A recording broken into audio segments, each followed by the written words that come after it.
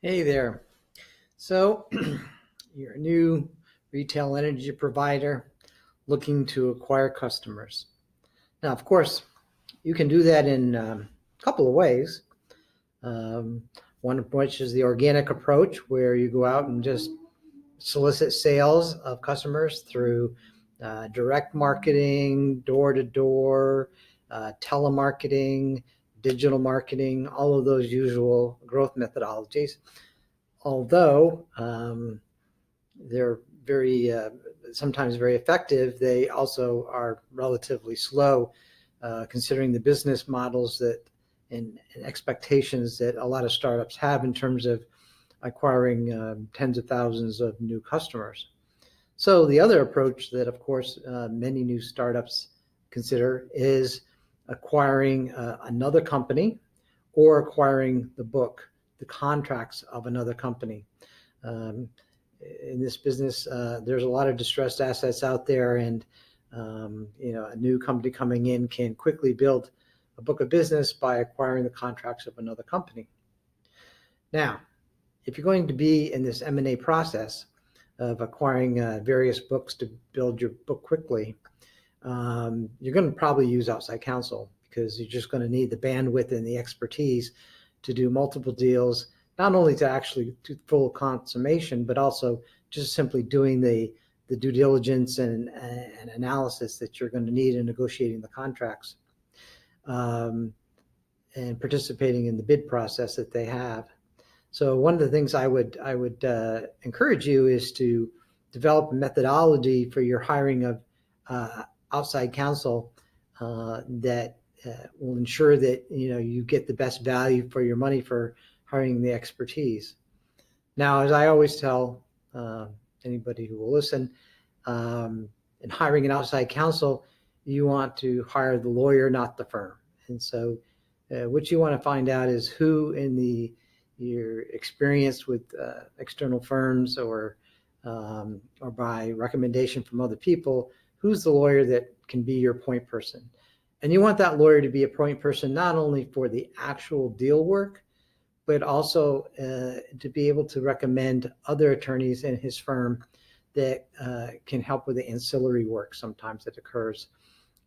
Having a good relationship partner is key, and to ensure that in every aspect of the acquisition, what you're getting in terms of other expertise levels like tax or bankruptcy or something like that, you're getting the A team, not the C team.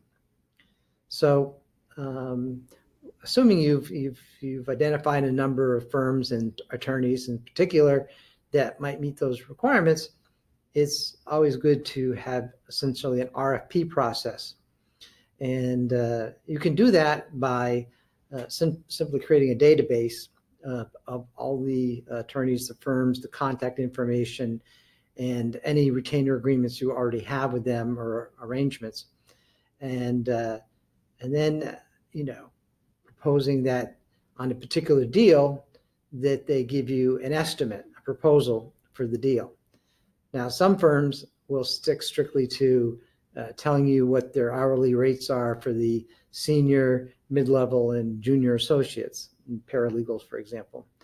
I'm not a big fan of the hourly rate. I know, having been both a outside counsel working for the big law firms and also working internally, the fact that someone gives you a particularly hourly rate doesn't mean anything, because it's the question of how efficient they're going to work on the number of hours. So you could have a low hourly rate, but at the same time, you end up with them building a lot of hours and putting, frankly, a finger on the scale. So the best way to approach the concept of what you want to get for this M&A transaction is to get them to give you a budget. It can be a soft budget, not a hard budget, meaning it can obviously be flexible as things change. But what you want to do is have them give you a number. Now, in my experience in working a number of transactions, mostly where it was in the case of assets, of hard assets, where the acquisition was probably going to cost in the range of several hundred thousands of dollars for outside legal fees. What I was shocked to find is that if you go out and and you ask 3 or 4 companies who are in this business to bid on your deal and give you a soft budget of X amount of dollars, even though it may be $300,000 or $400,000, you will be shocked to find that many of them will know exactly about what it's going to cost and will bid in a number that is within 5 or 10% of each other, and they'll cluster around a particular number, which is great to know, and it creates some accountability and legitimacy, both with your relationship with these firms, but also with your management when you have to try to explain why you hired a particular firm and at what proposed budget fee. One of the things I like to recommend is that in addition to hiring firms based on the base fee, is that you consider the option of what they call getting bids based on a dry hole risk. Or another way of saying this is that you might select a firm for a long-term arrangement in which they walk hand in hand with you, ensuring the risk of the acquisition. Because as you know, you're not going to go find one company that's up for bid and be certain of winning it. You may not have a high enough bid. It may turn out not to be a company that you're actually interested in. You don't like, after the due diligence, you don't like what you're seeing. So, you're going to have to bid on multiple deals to actually score a win or two.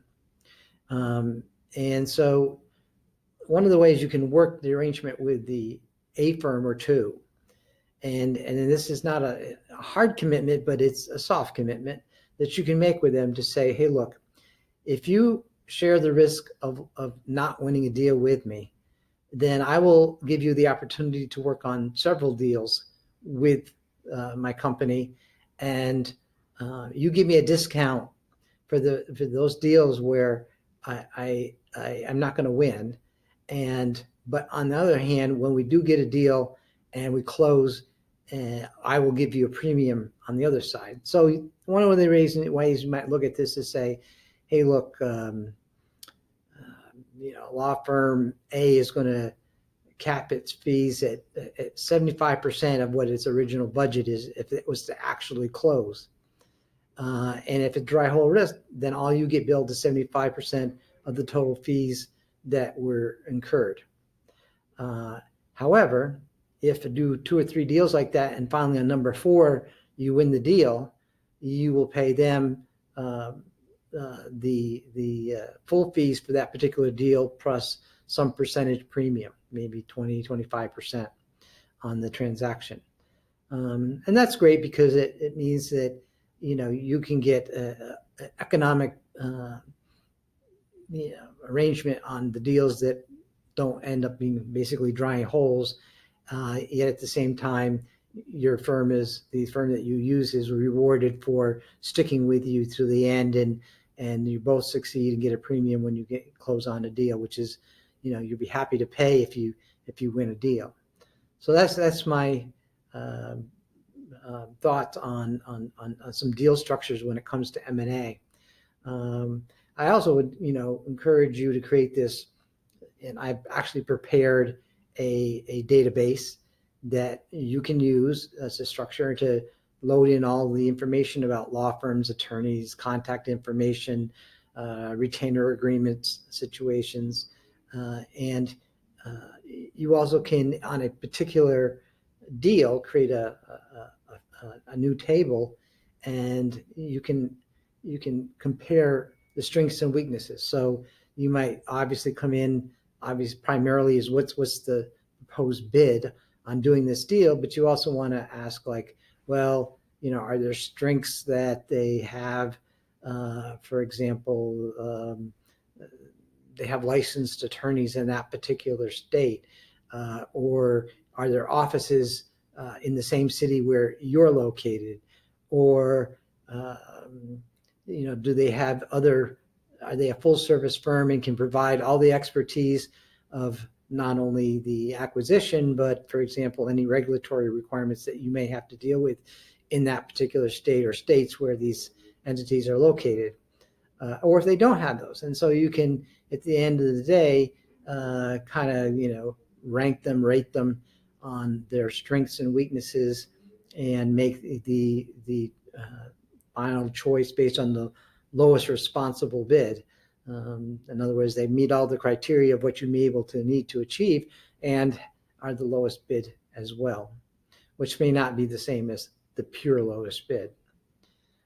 So I think it's a very rational approach. It's a great system, because not only does it keep the law firms honest in terms of their bidding process and getting the best price, but they also get the situation where your management feels comfortable that you actually hired the best firms possible, and that you can show them how you made the choice. So I hope that helps you in terms of thinking about, how you might structure that first year where you're going to acquire customers in an M&A sort of situation, and actually do it in a logical, methodical approach that will make sure that you get the best deal, that best value for your money on the outside counsel. I look forward to giving you additional tips on getting started here with your retail business, and look forward to other discussions.